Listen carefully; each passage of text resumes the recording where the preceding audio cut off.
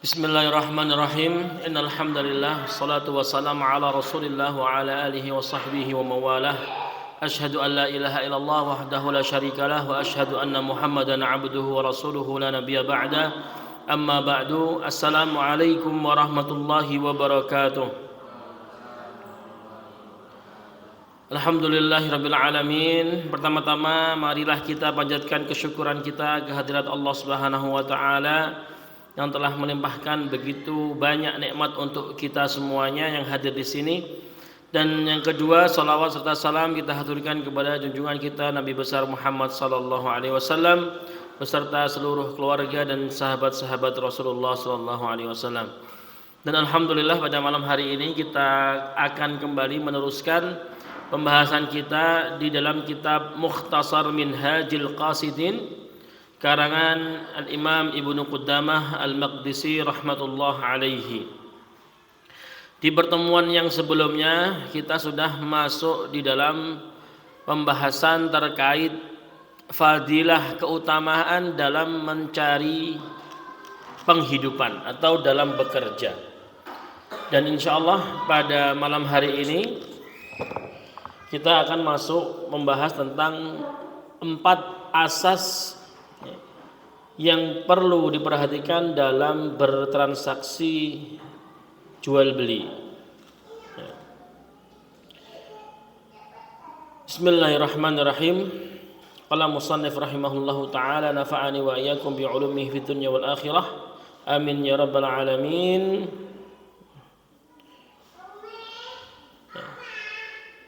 Di antara 4 asas dalam transaksi jual beli, yang pertama adalah as-sihhatu, yaitu memastikan transaksi yang kita lakukan itu sah sesuai dengan syariat.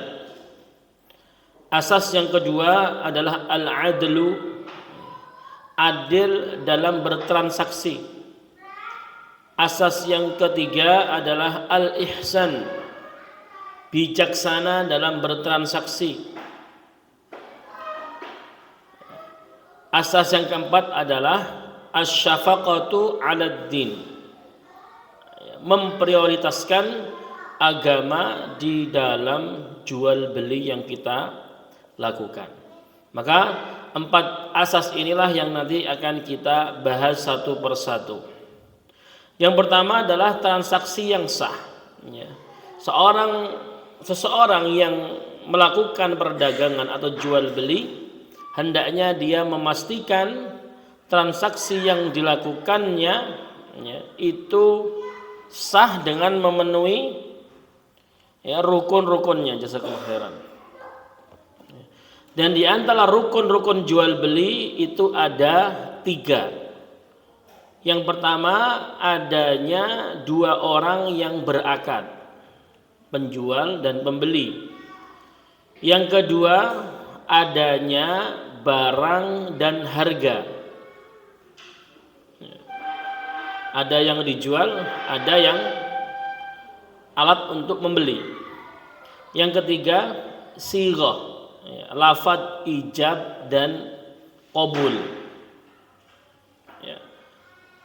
Maka poin yang pertama, bagi seorang penjual hendaknya dia tidak melayani transaksi dengan anak kecil, tidak juga melayani transaksi dengan orang gila, karena dalam akad jual beli pada penjual dan pembeli itu terdapat syarat-syarat yang harus terpenuhi.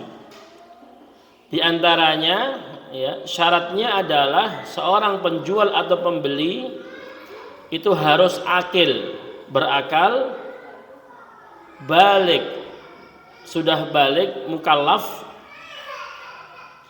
Lalu yang ketiga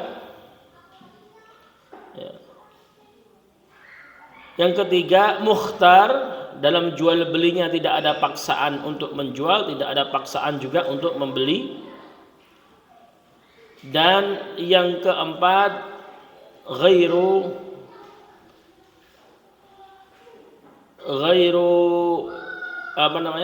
ghairu mahjurin bisafah, bukan orang yang hartanya sedang dibekukan oleh pemerintah seperti itu. Ya, maka akad-akad syarat-syarat pelaku akad harus terpenuhi. Sehingga ketika kita melayani anak kecil, maka ini tidak diperbolehkan kecuali ia telah mendapatkan izin dari orang tuanya. Ya. Bagaimana kita mengetahui anak itu mendapatkan izin atau tidak? Ya kita bisa melihat dari uruf atau tradisi setempat. Ya. Di dalam besaran uang ya yang kecil itu urufnya ya seorang ayah atau ibu itu telah memberikan izin anaknya untuk mentasarufkan uang tersebut. Ketika anak misalkan membawa uang saku dari rumah, berarti itu tandanya orang tua itu telah memberikan izin untuk anaknya bertransaksi. Jadi jangan takut nanti bahas ini nanti nggak mau ada yang beli di mana bazar nanti, wah kamu masih kecil nggak boleh beli gitu kan. Nah, ini kan uangnya kalau uangnya 2.000, ya 5.000 itu kan normal, itu boleh. Ya. Kecuali kalau ke bazar mau beli motor misalnya gitu kan. Nah itu baru tanya dulu orang tuanya benar apa enggak kan gitu. Ya. Terus, ya. Yang kedua masalah barang dan harga. Barang dan harga. Kalau kita pada zaman sekarang kan selalu barang itu ya barang, harga itu pasti dengan uang ya kan. Tapi tidak melulu seperti itu ya. Namanya barang ya, sil'ah wa tsaman itu bisa sama-sama barang. Misalkan membeli baju dengan satu kantong kurma misalkan. Itu kan juga berarti yang dibeli itu baju itu adalah barang ya, namanya sil'ah dalam fikihnya. Berarti satu kantong kurma yang digunakan untuk membeli itu namanya as-saman. Seperti itu. Maka di dalam barang maupun harga ada beberapa syarat yang harus dipenuhi. Di antaranya adalah barang tersebut harus suci, tidak boleh menjual sesuatu yang najis. Tidak boleh menjual sesuatu yang najis. Adapun mutanajis, kalau mutanajis itu najis yang bisa dibersihkan. Ya, apabila memang mungkin untuk dibersihkan maka diperbolehkan. Contohnya apa? Jual kopi luwak misalkan. Kopi luwak itu kan keluarnya ada kotorannya. Maka kotoran itu selama dia dibersihkan berarti biji kopi itu namanya mutanajis dan boleh diperjualbelikan. Ya. Adapun seperti pupuk organik yang komposisinya itu dari kotoran hewan, maka jika kita memakai mazhab Syafi'i maka tidak diperbolehkan untuk jual beli pupuk. Karena dalam mazhab Syafi'i ya tidak boleh menjual sesuatu yang najis. Ya. Maka dalam hal ini boleh kita mengambil pendapat dari Imam Malik yang memperbolehkan. Atau kalau mau tetap berpegang teguh dengan mazhab Syafi'i boleh ya. Boleh memakai cara bukan membeli pupuknya tetapi membayar upah dia untuk merabuk pupuk itu. Ya. Terus barang yang dijual itu fihi manfaah, ada manfaatnya. Maka tidak boleh menjual satu biji beras, ya. Tidak boleh. Saya beli apa? Upo, ini nggak boleh. Manfaat, tidak ada manfaatnya, ya, tidak ada manfaatnya. Ya.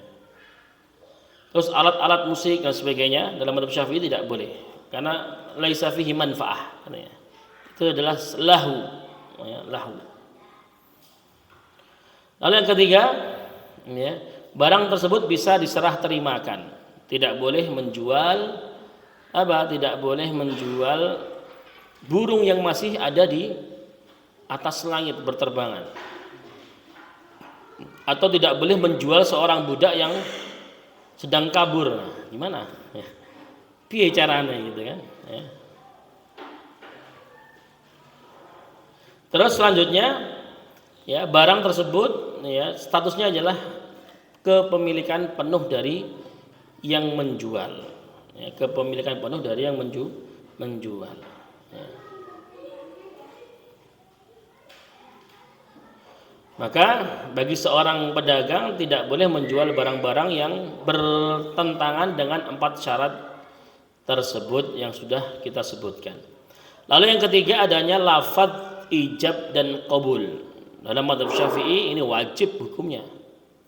Ijab itu berarti lafadznya saya beli barang ini, ya, kalau dalam bahasa Arab ya, ishtaraitu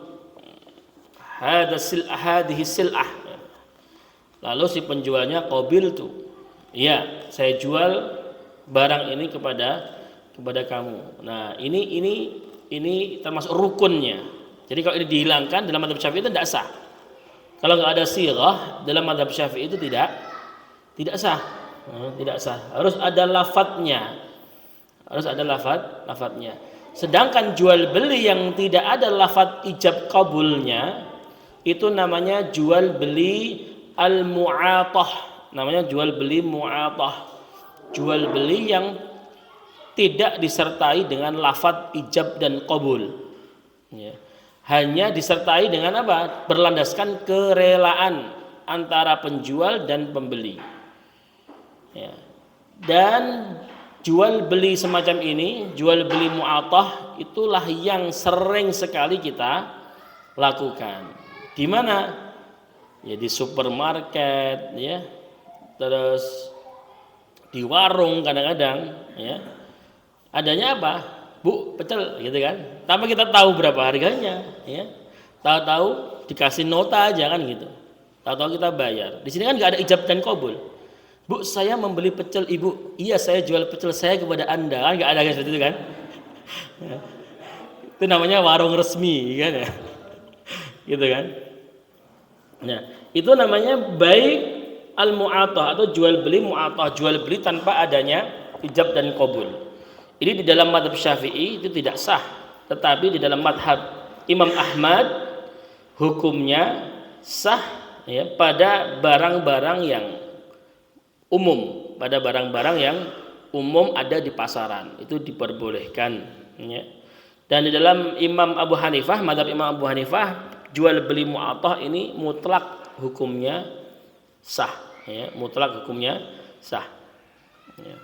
Bahkan sebagian ulama Syafi'iyah juga memperbolehkan jual beli mu'atah karena ya yang jadi perhitungan dalam jual beli adalah kerelaan atau keridhaan dari dua belah pihak. Maka jika sudah ada kerelaan dan keridhaan dari dua belah pihak, maka tidak diperlukan sirah atau tidak diperlukan ijab dan qabul. Ya, ijab dan qabul. Maka jika demikian, maka urfnya, maka patokannya adalah tradisi masyarakat setempat. Ya. Jadi misalkan kalau di masyarakat kita kan ya, kita ngambil lalu kita taruh ke kasir, ya. Kita memberikan, kasir memberikan barang ke kita memberikan uang kepada kasir. Ya. Itu kan urf kita sudah apa? Bagi kita tradisi itu sudah dinamakan jual beli, ya kan? Karena di situ ada unsur keridhaan kita sebagai pembeli, karena di situ sudah ada labelnya, label harganya. Ketika kita menyerahkan, ya berarti kita itu rela untuk membeli itu, ya kan? Ketika dia memberikan barang kepada kita, berarti dia rela ya, menjual barangnya. Maka di sini sudah sah jual belinya meskipun tidak ada sirah. Ya. Maka jika ketiga-tiga rukun ini dipenuhi, maka bisa dipastikan jual beli yang kita lakukan itu sah sesuai dengan syariat. Ya. Lalu poin selanjutnya, ya, hendaknya kita para pelaku usaha selain mempelajari jual beli juga perlu mempelajari permasalahan tentang riba, ya, tentang riba. Ada riba fadal, ada riba nasiah. Mempelajari juga hukum hutang piutang, mempelajari juga tentang bagaimana itu akad salam, ya, akad pemesanan atau akad baik mausuf fi dhimmah, ya kan? Apa baik mausuf fi dhimmah? Kita jual beli tapi barangnya belum ada, hanya disifati saja. Nah, itu namanya baik mausufah fi dhimmah. Itu seperti yang sering sekali kita lakukan di mana? Online, ya. Online itu masuknya baik mausufah fi dhimmah. Barangnya belum ada, tapi kita sudah mengetahui ciri-ciri barang yang mau kita beli. Ya. Kalau akad salam itu syaratnya, kalau pesan itu syaratnya harus bayar kontan di awal. Nah, tapi kalau baik mausufah fi dhimmah itu boleh DP dulu boleh, ya. Atau bayar nanti di akhir juga diperbolehkan, ya.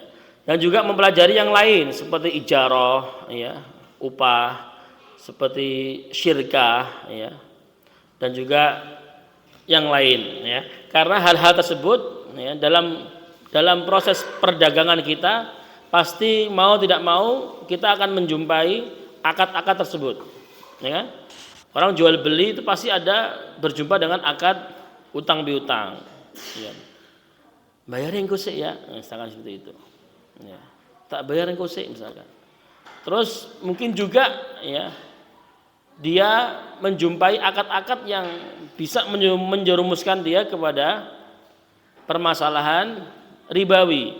Makanya juga harus dihindari, harus juga dipelajari juga, ya. Nanti mungkin ada orang yang datang, saya mau modalin kamu, gimana kira-kira? Nah, ini akad syirkah. Maka ini semuanya harus kita pelajari. Tidak cukup hanya mempelajari jual beli, ya. Lalu asas yang selanjutnya, asas yang kedua adalah al-adlu, ya. Apa itu al-adlu? Yaitu bersikap adil selama bertransaksi, berlaku adil dalam transaksi, ya. Di sini dikatakan wal adlu ijtinabudz dzulm fil muamalah, ya, yang dinamakan adil itu, ya, ya, menjauhi hal-hal yang bisa menzalimi orang lain, ya. Di dalam jual beli kita harus berusaha untuk menjauhkan diri kita dari transaksi-transaksi atau hal-hal yang bisa menzalimi orang lain, ya. Wa dzulmu, ya, yang qasimu ila al-itsnain, ya. Kezaliman dalam jual beli itu ada dua. Yang pertama adalah kezaliman yang dampaknya itu dirasakan oleh banyak orang. Yang kedua, kezaliman yang dampaknya itu hanya dirasakan oleh seseorang saja, ya. Dampak yang umum dan dampak yang khusus, ya. Dampak yang umum itu apa contohnya? Yang pertama adalah al-ihtikar, ya. Al-ihtikar, menimbun barang agar barang tadi langka sehingga dia bisa menaikkan harga jual. Maka hal semacam ini hukumnya haram. Kenapa? Ya, karena ketika orang itu menimbun barang yang mana barang tersebut banyak dibutuhkan oleh masyarakat, maka dampaknya apa? Akan menyulitkan masyarakat dan juga akan memutus perputaran ekonomi di dalam masyarakat. Contohnya misalkan gas, ya. Orang lagi butuh gas, lalu ada orang yang menimbun gas sehingga sulit untuk didapati gas di pasaran, sehingga orang yang jualan angkringan nggak jadi jualan, yang jualan nasi goreng nggak jadi jualan. Nasi goreng itu apa aja? Ada beras, itu ada mie, ada kecap loh. Yang penjual beras nggak laku karena penjual nasi goreng nggak beli, ya kan? Yang jual kecap juga agak menurun, kan dampaknya itu kan, ya, muta'addiyah, dampaknya itu meluas seperti itu. Maka di sini diharamkan kita untuk menimbun sesuatu. Ya. Ya.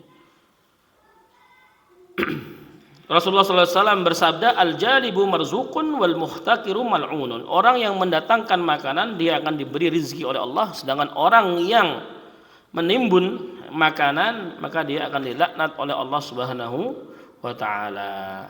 Ya. Ya. Adapun demikian, ya, praktek menimbun barang ini, ya, ada kalanya dia dihukumi haram dan ada kalanya dia dihukumi tidak haram, dalam artian jaiz. Tetapi di sini ada perbedaan. Ya. Kapan menimbun itu dikatakan haram? Yang pertama, ketika barang yang ditimbun adalah barang-barang pokok, ya, barang-barang pokok atau barang-barang yang sangat dibutuhkan oleh masyarakat luas. Ya. Contoh barang pokok apa? Beras, bensin, minyak, LPG, gas, ya. Itu kan barang-barang pokok. Ya. Terus yang kedua, ya, ya, barang tersebut, ya, dibeli atau barang tersebut ditimbun guna untuk menghilangkan barang tersebut dari pasar. Jadi biar apa? Biar barang itu langka. Ya. Lalu yang ketiga, ya, setelah terjadi kelangkaan dengan tingginya permintaan, maka dia di situ, ya, menaikkan harga jual untuk meraih keuntungan sebanyak-banyaknya. Ya. Maka itu adalah menimbun yang dihukumi haram. Sedangkan menimbun yang dihukumi boleh, ya, yang pertama, ya, ya, barang yang ditimbun adalah barang pokok, ya. Namun dia menimbun atau membeli banyak dalam jumlah yang banyak, ya, bukan di saat kondisi masyarakat banyak mencarinya, gitu ya. Bukan dalam kondisi masyarakat banyak yang mencari, ada dalam kondisi yang lapang. Ya, yang harganya juga ketika itu harganya juga normal-normal saja. Ya. Terus dia menimbun itu tidak untuk meraup keuntungan, ya, tidak untuk meraup keuntungan. Ya. Dan hal tersebut tujuannya untuk keperluan dirinya sendiri dan keluarga. Ya. Misalkan pas murah gitu kan, boleh, ya, boleh kita beli banyak, ya. Karena kita tahu mungkin, wah nanti ini minggu depan udah naik ini, tak beli semuanya lah gitu, misalnya gitu, kan boleh kan, tidak masalah kan, dan kondisi itu kan kondisi normal saja seperti itu. Ya. Maka jadi pedagang itu juga harus pintar-pintar dalam dalam melihat kondisi pasar. Ya. Ya. Bapak saya dulu pernah cerita, ya. Jadi bapak saya itu ketika berdagang, ya, dagang kue itu kan ada bahan-bahan pokok yang harus selalu dibeli kan. Beliau itu selalu mencatat apa istilahnya itu, track record naik turunnya harga dalam waktu 1 tahun. Jadi misalkan minyak bulan sekian harganya sekian, 2 bulan kemudian harganya naik, tapi seminggu kemudian turun. Jadi sudah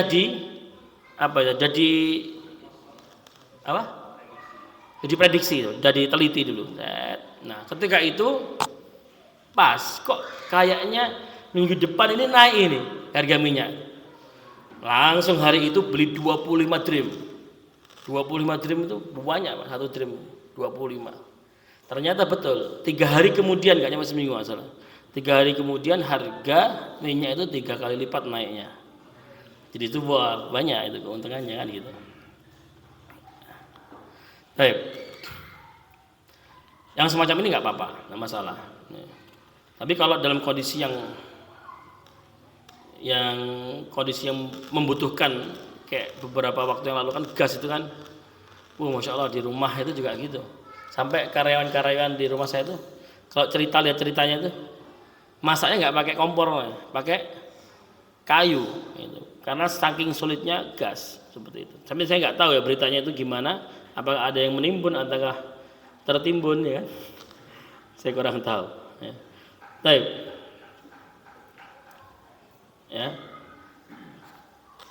Terus yang kedua yaitu ketika kezaliman itu ya, hanya mungkin dirasakan oleh orang-orang tertentu. Ya. Contoh kezaliman tersebut apa? Ya.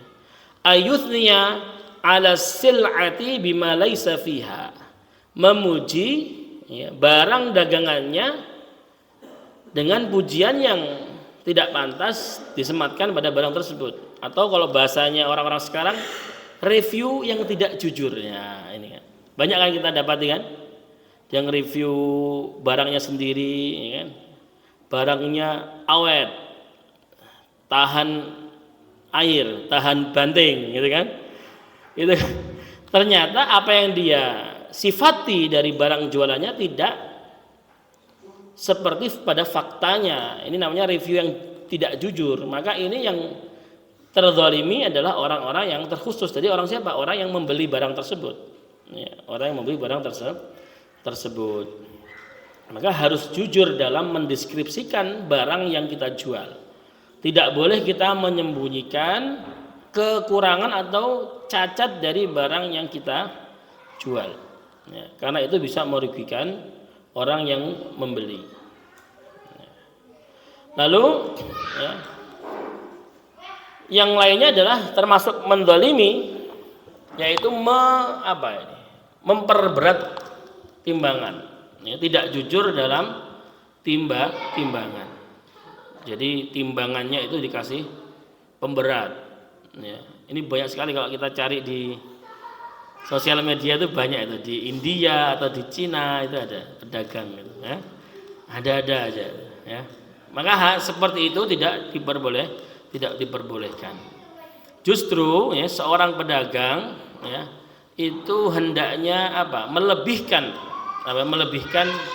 timbangannya untuk menghindari kekurangan dalam menimbang. Biasanya kalau kita lihat penjual daging ya, daging sapi atau daging ayam ya, itu ketika dia nimbang misalnya beli 1 kilo, itu mesti ditambahi ben antep, tambahi mungkin secuil nanti. Jadi timbangannya kan harusnya sekilo segini kan, dia lebih berat dikit, nah, diantepi mas. Nah, ini biar apa? Ya biar tidak menghindari kurangnya kita dalam menimbang, takutnya kurang maka diantepi ya, seperti itu ya. Terus juga tidak mencampur barang jualan dengan sesuatu yang lainnya. Contohnya kalau di dalam kitab ini disebutkan tidak mencampur tepung dengan pasir atau debu gitu kan ya. Atau kalau di pengalaman saya itu ya, tidak boleh, jangan mencampur susu dengan santan atau air. Biasanya itu campur air, campur santan. Ya. Padahal kita belinya susu sapi, bukan susu kelapa ya. Gitu ya. Terus ada lagi ya, air kelapa tambah air.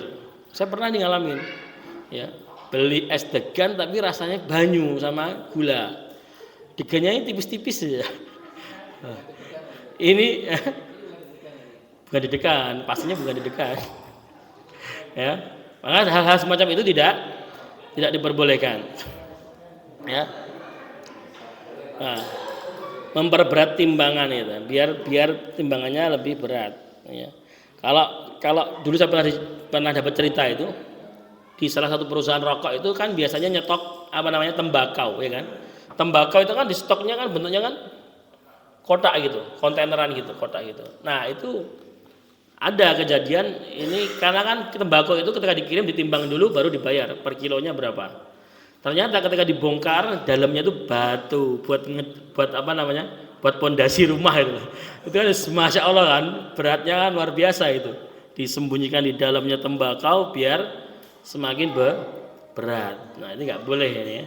Rasulullah SAW bersabda man ghasyana laisa minna. Barang siapa yang curang maka dia tidak termasuk golongan kami. Ya, nanti kalau nggak termasuk golongan kami nanti di left group nanti ya. Dikeluarkan dari grup nih. Terus ya. Lalu juga ya tidak diperbolehkan ya jual beli najas. Di sini dikatakan jual beli an-najas. Ya, Rasulullah sallallahu alaihi wasallam bersabda, "Nahan Nabi sallallahu alaihi wasallam an bai'in najas." Apa itu bai' najas? Itu adalah jual beli barang ya atau upaya menaikkan harga jual barang dari orang-orang yang sebenarnya tidak ada niatan untuk membeli barang tersebut agar orang lain itu membeli. Contoh gambarannya ya. Dan ini saya pernah lihat juga ini, masih banyak dulu waktu saya SD atau SMP itu di Jalan Doho. Ya, jadi ada orang pakai apa itu namanya? Kayak meja ditaruh di pinggiran di parkiran itu, dia jual serbet sama handuk. Terus di situ banyak orang yang nawar, tapi orang-orang yang nawar ini adalah temannya sendiri, ya. Guna apa? Guna memberikan perangkap kepada orang lain, gitu loh, agar mau beli.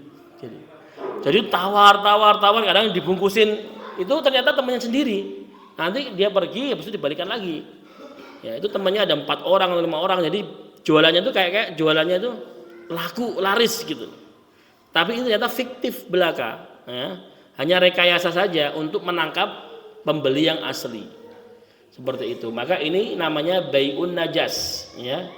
Karena di dalamnya ada rekayasa, ada transaksi palsu dan ada tujuan untuk menaikkan harga. Jadi itu ada korbannya tuh, ya, terperangkap. Ya. Ya. Ternyata yang diambil itu ada. Kita dengarkan azan terlebih dahulu.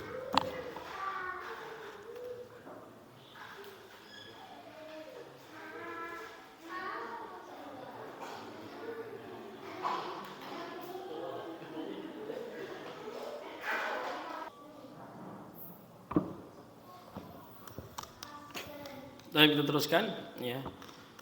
Dan yang diantara ya, transaksi yang bisa menzalimi orang lain adalah menawar atas barang yang sudah ditawar oleh orang lain. Rasulullah SAW bersabda, la yasummil muslimu ala saumi akhihi. Tidak boleh seseorang muslim itu menawar barang yang sudah ditawar oleh saudaranya. Ya. Misalkan saya lagi tawar menawar dengan seorang penjual, ya. Tawar menawar HP misalkan harga itu 2.500.000, saya bilang turunilah harganya 2.300.000, gitu kan. Lalu ada orang datang, sudah saya tak beli itu aja 2.400.000. Padahal ini saya masih proses apa? Tawar menawar. Maka di sini nggak boleh, ya, nggak boleh. Otomatis kalau dia datang dengan menyebutkan nominal 2.400.000, otomatis ya penjualnya masih ngasih ke dia, padahal saya butuh barang ini kan, dan sedang proses tawar menawar. Itu namanya menawar di atas barang yang sudah ditawar oleh orang lain. Sama seperti tidak boleh mengkhitbah perempuan yang sudah dikhitbah oleh orang lain, kecuali diizinkan oleh pengkhitbah yang pertama. Tapi ya jangan ngarep kan gitu kan. Soalnya ya pada pengen ya kan gitu kan. Terus yang kedua, ya, tidak menjual, ya, atas jualan saudaranya. La yabi'u rajulu ala bai'i akhihi. Ya. Ketika misalkan saya seorang penjual, lalu datang misalkan Pak Yudo, ya, mau beli HP. Saat saya mau beli HP harganya berapa? 2.500.000. Nggih, mau tanam nopo. Lalu datang misalkan siapa misalkan sepupu saya misalkan, ya. Mas saya mau beli HP yang kayak gitu loh. Wis gowonan ae gowonan. Karena dia sepupu saya misalkan, saudara saya misalkan. Wis apa nih tak jual ke dia aja. Nah ini tidak boleh. Tidak boleh menjual di atas jual orang lain. Ya, seperti itu. Ya. Terus selanjutnya, ya, Rasulullah SAW bersabda, nahan Nabi SAW an bai'il urbun. Ada namanya bai' al urbun, jual beli urbun. Tapi jual beli urbun ini masih ada perbedaan pendapat antara para ulama. Ada yang memperbolehkan, ada yang tidak memperbolehkan. Ya, apa itu jual beli urbun? Jual beli urbun itu ketika kita komitmen untuk membeli sesuatu, lalu kita bayarkan apa? Uang panjer atau DP, ya kan? Ketika kita membatalkan transaksi jual beli kita, maka DP itu hangus, itu namanya jual beli urbun. Ya, jual beli urbun. Ya. Dan ini banyak sekali, ya. Saya temui ketika waktu masih corona dulu, ya, masih corona. Corona itu kan sebelum corona itu kan banyak orang yang sudah mempersiapkan pernikahan, ya kan? Sudah DP dekorasi, sudah DP catering, sudah DP juga kue kacang tidar, ya kan? Sudah DP perias dan sebagainya. Maka tidak boleh lockdown, nggak boleh melakukan acara, nggak boleh kumpul-kumpul, maka akhirnya dibatalkan kan? Maka ketika orang itu membatalkan dengan catering, maka ya batal, tapi DP-nya nggak bisa kembali. Kerias, DP-nya nggak bisa kembali. Tapi giliran ke roti kacang tidar, berapa kemarin DP-nya? Oh, kembalikan, gitu, kembalikan. Ya. Dan ketika itu betul, kayak orang itu tuh kayak berterima kasih banget gitu loh. Karena dekor, terus catering, perias, itu semuanya nggak ada yang kembalikan, ya kan? Ya mungkin menganut tidak, ini menganut mazhab Syafi'i ya mungkin ya. Yang berpendapat nggak boleh bai urbun ya, tapi ya khilaf ini ada yang memperbolehkan, nggak ada masalah. Ya, karena apa? Karena mungkin begini, kenapa diperbolehkan bai urbun ya? Mungkin ketika kita sudah diberikan DP misalkan, lalu ketika itu transaksi gagal, seharusnya dalam masa menunggu ini kan kita bisa menerima orderan dari orang lain, taruhlah seperti itu. Ya, karena gagal itu bisa, nah ini uang ini diambil sebagai apa? Istilahnya seperti ganti rugi, tapi wallahu alam. Ya. Tapi ada yang memperbolehkan. Ya.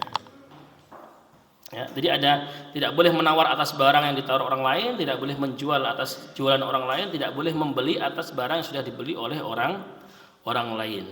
Ya, maka hal-hal tersebut kenapa tidak diperbolehkan? Karena itu potensinya untuk menyakiti hati orang lain atau mendolimi orang lain. Dan Islam tidak boleh ya kita mendolimi saudara kita sendiri. Lalu yang selanjutnya yang ketiga, asas yang ketiga adalah bijaksana dalam bertransaksi. Ya, bagaimana bijaksana dalam bertransaksi? Yang pertama adalah tidak berdusta dalam mengambil keuntungan, ya, tidak berdusta dalam mengambil keuntungan, ya. Dalam artian kalau ngambil keuntungan ya yang sewajarnya, meskipun benar bahwasanya jual beli itu tujuannya untuk apa? Untuk riba, untuk mencari keuntungan. Tetapi ya sewajarnya lah orang itu dalam berdagang, dalam mengambil keuntungan, ya. Dan kalau kita lihat ya di dalam fakta lapangannya, orang yang tidak terlalu ngoyo atau tidak terlalu memberikan keuntungan, mengambil keuntungan yang terlampau banyak, itu usahanya itu akan jalan terus. Jadi prinsipnya untung sedikit tapi terus jalan, daripada untungnya terlalu banyak tapi hanya sekali dua kali saja, ya, sesaat saja, ya, seperti itu. Maka meskipun boleh kita mengambil untung yang sebanyak-banyaknya, maka hendaknya ya kita tidak terlalu banyak mengambil untung atau mengambil untung sewajarnya, seperti itu. Terus di antara bentuk kebijaksanaan dalam bertransaksi yang pertama adalah apa? Seorang penjual jangan jangan terlalu alot atau jangan terlalu susah untuk diajak tawar menawar. Nah, paling enggak ya bisa lah ditawar, ya. Bisa ditawar. Atau mungkin kalau mau menolak ya menolaklah dengan halus gitu kan. Tapi kalau kita di swalayan, ya jangan menawar, itu udah harga pas itu ya, net. Jangan ditawar lagi. Ya, jangan ditawar lagi. Ya, beli jajan sudah ada label harganya masih ditawar. Ya, nah bisa kalau gitu kan, seperti itu. Ya. Dan juga yang kedua di antara bentuk kebijaksanaan dalam berjual beli yaitu ya penjual hendaknya dia menerima pembatalan akad dari pembeli. Ya. Karena pembeli yang membatalkan akad pasti dia memiliki alasan dan kepentingan. Dan itu kan termasuk kemaslahatan dia. Maka hendaknya kita menerima hal tersebut. Di dalam fikih hal ini dinamakan khiyar. Jadi dalam jual beli itu ada yang namanya khiyar. Khiyar itu apa? Ya, kewenangan bagi penjual ataupun pembeli untuk membatalkan akad jual belinya. Dan khiyar ini ada 3. Ada khiyarul majlis, ada khiyarul syarat, ada khiyaru al-aib. Khiyarul majlis itu ya, penjual dan pembeli boleh membatalkan transaksinya ketika mereka masih sama-sama ada di tempat. Ya, masih ada di tokonya, belum keluar toko, maka mereka masih mempunyai khiyarul majlis.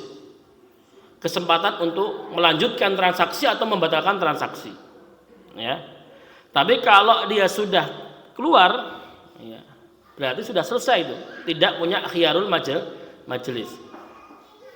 Ya, kita sudah beli, misalkan, terus kita sudah keluar, sudah di parkiran misalkan, balik mau, Pak ini nggak jadi beli, ya ini nggak bisa. Anda sudah tidak dapat khiyarul majelis karena Anda sudah pergi. Ya. Lalu yang kedua ada khiyar asyarat. Ya. Khiyar asyarat itu khiyar atau diperbolehkannya kesempatan untuk penjual atau pembeli untuk melanjutkan atau menghentikan transaksi ya dengan batas durasi 3 hari itu maksimal ya, dengan batas durasi 3 hari. Dalam artian contohnya seperti ini. Pak, saya mau beli baju. Tapi ini anak saya ini masih belum pulang dari pondok. Nanti besok lusa ya, kalau misalkan bajunya cukup berarti ya sudah. Kalau bajunya nggak cukup nanti saya kembalikan Pak. Itu namanya khiyar asyarat. Ya, tidak boleh lebih dari 3 hari. Ya. Ketika anaknya pulang ternyata bajunya nggak cukup, Pak maaf nggak cukup bajunya, saya nggak jadi beli. Ya sudah, uang kembalikan. Maka itu diperbolehkan khiyarus syarat. Ya. Kalau sudah ada kesepakatan antara penjual dan pembeli. Ya. Ya. Seperti itu. Terus yang selanjutnya khiyarul aib. Ya. Kebolehan membatalkan atau meneruskan jual beli ya, biwujudil aib, karena adanya aib atau cacat dari barang yang kita beli. Maka boleh. Ya, maka diperbolehkan. Ya. Bagaimana syarat-syaratnya? 1, cacat tersebut bukan berasal dari pembeli, tapi berasal dari penjual. Ya. Dan cacat tersebut, ya, cacat yang tidak lazim, ya, cacat yang tidak lazim. Ya. Misalkan kalau beli baju misalkan, ya, terus bolong sininya, misalkan, ini nggak lazim kan? Nggak lazim. Ya, maka ini bagi aib, cacat, ya, seperti itu. Terus, ya, syaratnya lagi, ya, segera dikembalikan setelah kita mengetahui aib tersebut pada barang yang kita beli. Setelah itu kita boleh mengembalikan dan si penjual ya harus rela untuk mengembalikan uang yang sudah dibayarkan. Maka enak, kayak gini nggak ada yang dizalimi. Karena saya pernah mengalami sakit hati sekali, ya. Saya beli apa ketika itu? Beli pelampung buat anak-anak itu. Beli pelampung. Ketika itu saya minta untuk disebulkan apa ya? Dipompa ya. Dipompa. Ternyata mereka tidak menyanggupi karena nggak punya pompanya. Ya sudah, saya bawa pulang. Saya bawa pulang. Lalu ketika saya pompa ada yang bocor satu. Maka saya kembalikan. Yang jual ini non muslim. Yang jual ini non muslim. Saya kembalikan. Nah, Cik, ini ternyata bocor ya, gitu kan. Tak mau saya tukar atau saya kembalikan ya, jadi beli ini. Gitu. Loh, yang nggak bisa, yang sudah dibeli ya sudah nggak bisa dikembalikan. Loh, gimana kan ini kan cacat ini. Tadi saya minta dipompa dulu, nggak bisa, nggak boleh, nggak mau. Kok sekarang dikomplain nggak mau? Yo kayak gini kan yo. Apa namanya? Dia bilangnya, yo untung-untungan bunda bandi gitu katanya. Wah, sakit hati saya. Saya gak akan masuk toko ini lagi. Gitu ya. Akhirnya saya bingung nyari apa namanya untuk nambal itu. Nah, jadi kan harusnya saya punya khiyar aib gitu loh. Khiyar majelis saya sudah pergi, saya nggak punya khiyar majelis. Khiyar syarat saya nggak ada syarat apapun dengan penjual, tapi ada khiyar aib. Maka saya sebenarnya bisa mengembalikan barang tersebut gitu. Ya. Lalu selanjutnya ada khiyarus syarat ya. Itu ada luzum syarat. Ya, ada luzum syarat. Ya, biasanya ya luzum syarat ini adalah syarat yang disepakati oleh kedua belah pihak dan harus dilakukan. Ya. Contohnya seperti yang ada di mana? Di supermarket. Ketika keluar nota sudah kita nggak bisa kembalikan lagi, ya kan? Ketika sudah keluar nota, maka kita nggak bisa kembalikan atau batalkan transaksi. Maka di situ bukannya kita masih punya khiyarul majelis, oh enggak. Di situ ya, kalau kita sudah masuk supermarket, itu di situ mereka sudah menerapkan apa? Luzum syarat. Ya.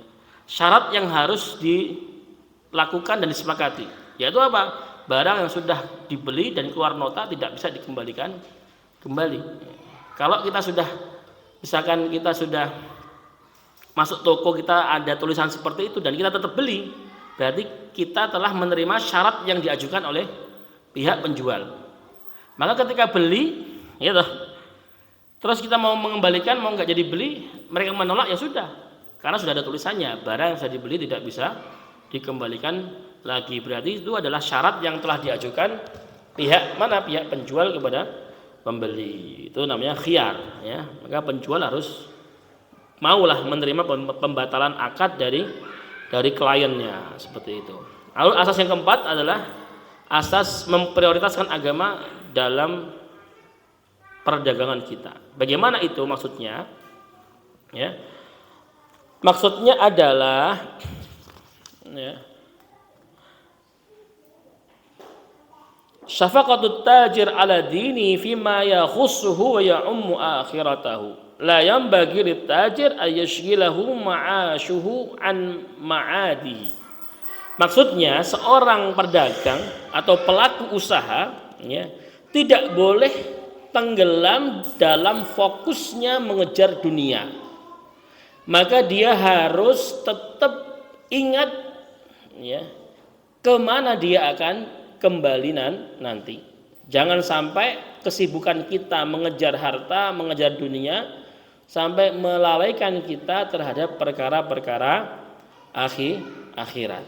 Nah, seorang pelaku usaha, ya, pedagang, orang yang memiliki mata pencaharian, dikatakan dia telah memprioritaskan agamanya dalam jual belinya ketika ia ya, sudah melakukan 6 hal yang dituliskan oleh Imam Ibnu Qudamah. Yang pertama adalah ya, meniatkan pekerjaannya atau jual belinya dengan niat yang lurus. Bagaimana niat yang lurus itu? Niat bekerja karena Allah Ta'ala niat bekerja agar tidak fakir, agar tidak bergantung kepada orang lain, ya, niat bekerja untuk menjaga harkat martabat diri, dan niat bekerja untuk memenuhi kehidupan keluarganya, anak, istri, ya, orang tua. Memang dia wajib menafkahi orang tua.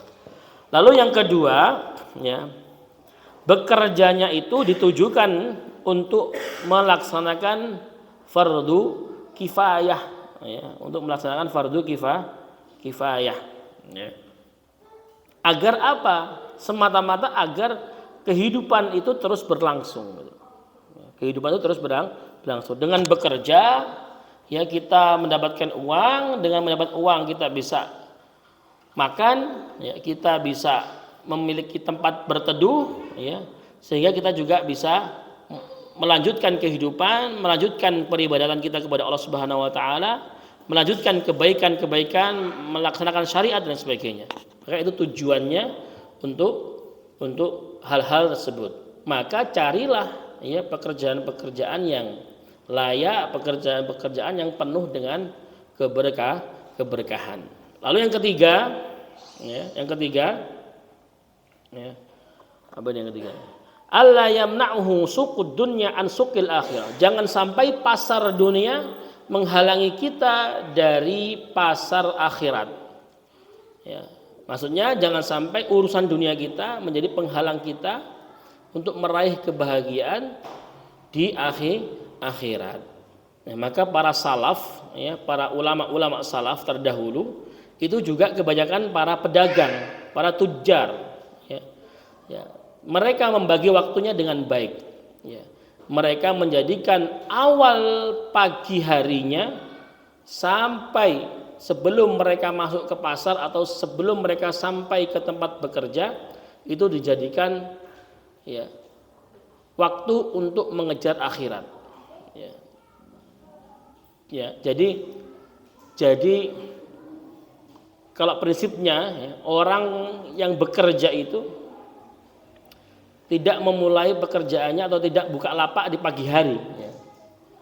Tetapi pekerjaannya itu diawali dengan apa? Dengan bermunajat kepada Allah di malam hari. Ya, disitulah tempat kita meminta, berdoa, dijauhkan dari segala macam harta syubhat, dijauhkan dari segala transaksi yang haram, transaksi yang makruh, diberkahi rezekinya, baru setelah minta baru kerja. Ya, baru kerja. Jangan sing penting isu, sing penting buka lapak isu. Tapi gak dungo, ndak apa, ya. Maka jangan heran kalau kita di pasar banyak orang jualannya sama, tapi kelarisannya juga beda. Mungkin juga ibadahnya juga beda, tirakatnya mungkin juga beda, seperti itu. Maka para ulama salaf, ya, membagi waktunya awal pagi sampai dia bekerja, sebelum bekerja untuk waktu akhirat.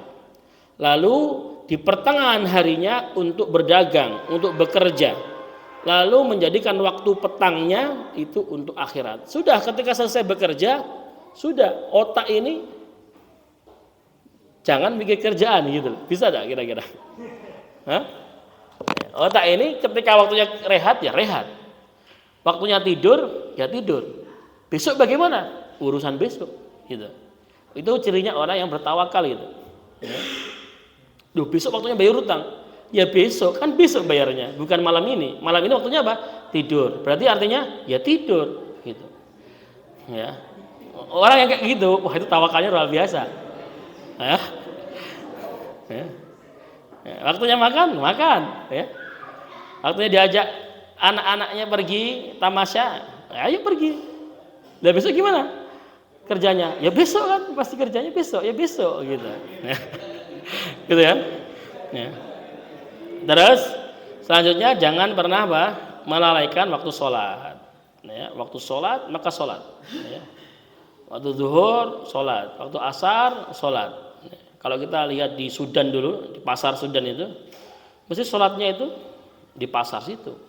Ya, ketika dia jualan di trotoar ya di trotoar situ karena jauh dari masjid. Sholat dia sholat. Apalagi kok kita di Madinah, terus dia di Makkah, itu kan kalau waktu sholat tutup semuanya. Kalau nggak tutup langsung segel sama surtoh, ya kan? Nggak boleh jualan. Ya.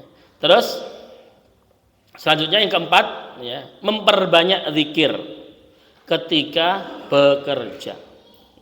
Karena satu-satunya ibadah yang mungkin kita kerjakan ketika bekerja adalah berzikir. Lagi di zaman laptop, nggak bisa sholat tapi laptopan, ya kan? Tapi bisa kita berzikir sambil laptopan, gitu kan? Berzikir sambil jualin orang, berzikir sambil nguleni tepung misalkan, ya. Maka itu harus dilakukan, ya. Lalu yang kelima, ya, tidak menggebu-gebu dalam mengejar dunia. Nah, ini, ya, orang itu dia carilah harta penghidupan, ya, normal-normal saja gitu loh. Dalam artinya jangan terlalu menggebu-gebu. Ndang entuk, kok nek sentuk peh laporan gitu. Kan gitu kan? Ya. Maka jangan terlalu menggebu-gebu dalam mengejar dunia. Jangan menjadi orang yang paling awal masuk ke dalam pasar, lalu yang paling akhir keluar dari pasar. Wis nyantai, ya kan? Jam 6 waktunya ke pasar, ya udah jam 6, gitu kan? Nanti jam 11 sudah waktunya istirahat, ya pulang, gitu. Ya pulang. Masa mau di pasar sampai 24 jam, ya? Ini berdagang Pak Satpam ini kan, gitu kan? Gitu kan? Itu kan kalau menggebu-gebu itu takutnya apa? Hatinya itu tertaut dengan dunia dan pasti akan dilupakan dengan yang namanya akhirat. Karena dunia itu pasti sibuk, ya. Dan sibuk itu ada dua. Kalau nggak sibuk dalam ketaatan, pasti sibuk dalam dunia. Nah, kalau sibuk dalam ketaatan, otomatis sibuknya itu sibuk yang berhubungan dengan surga. Tapi kalau sibuk dengan dunia, itu ada dua itu, antara surga dan neraka, ya kan? Kalau lupa bisa terpeleset masuk ke yang ke neraka naudzubillah. Lalu yang keenam, ya, jangan sekali-kali meremehkan hal-hal yang haram. Maka hal-hal yang haram maka harus dijauhi, ya. Alah, nambahi timbangan cuma sak menit enggak apa-apa lah, sidik-sidik. Ini enggak boleh. Kalau itu haram maka jauhi. Kalau itu haram maka dijauhi. Jangan sampai meremehkan hal-hal meskipun itu kecil, hal-hal yang dosa tapi meskipun itu kecil, ya. Seperti itu.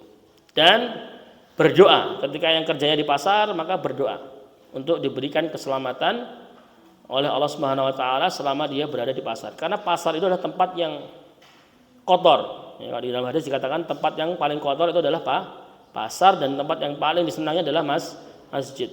Maka ketika masuk pasar itu pasti ada doanya, ya, doanya seperti itu. Baik, itu saja. Semoga kita bisa mengamalkan 4 asas itu dalam mencari mata pencaharian atau mencari penghidupan, sehingga apa yang kita usahakan, apa yang kita kerjakan, apa yang kita berikan kepada anak istri, kepada keluarga atau kepada diri kita menjadi harta yang halal. Dan dari harta yang halal itulah insya Allah akan tumbuh pribadi-pribadi yang baik, soleh dan solihah. Amin ya rabbal alamin. Begitu saja yang bisa saya sampaikan pada malam hari ini. Kurang lebihnya saya mohon maaf, ya, karena terlalu panjang karena kita perlu menghabiskan pembahasan ini pada malam hari ini. Astaghfirullahaladzim. Assalamualaikum warahmatullahi wabarakatuh. Mari kita akhiri dengan membaca doa kafaratul majlis. Subhanakallahumma wa bihamdika. Syukran. Assalamualaikum warahmatullahi wabarakatuh.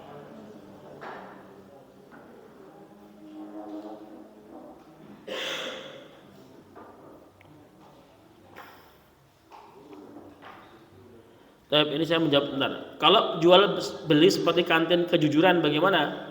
Penjual naruh barang, dikasih kotak, pembeli ambil sendiri. Nah, ini ya, kalau memang tujuannya dia itu untuk bersedekah, maka boleh-boleh saja. Ya. Kalau tujuannya si penjual itu untuk tabarruk, ya, untuk bersedekah, maka hal ini diperbolehkan. Tapi kalau memang dia konsepnya seperti itu, tapi tujuannya untuk mencari untung, maka ini tidak boleh. Ya, makanya tidak diperbolehkan, harus ada akad dan sigoh tadi, ya. Kalau emang rela, saya dikalah pokoknya sembarang cetak. Terus ini silakan yang jujur masukkan uang. Niatnya untuk apa? Bersedekah. Maka tidak masalah ada orang yang bayar masukkan uang berapapun atau tidak memasukkan apapun, ya kan? Tapi dia ngambil, kan dosanya si orang yang ambil itu sendiri, kan? Ya. Tapi kalau niatnya untuk mencari keuntungan riba, jual beli, maka tidak boleh. Syukran. Assalamualaikum warahmatullahi wabarakatuh.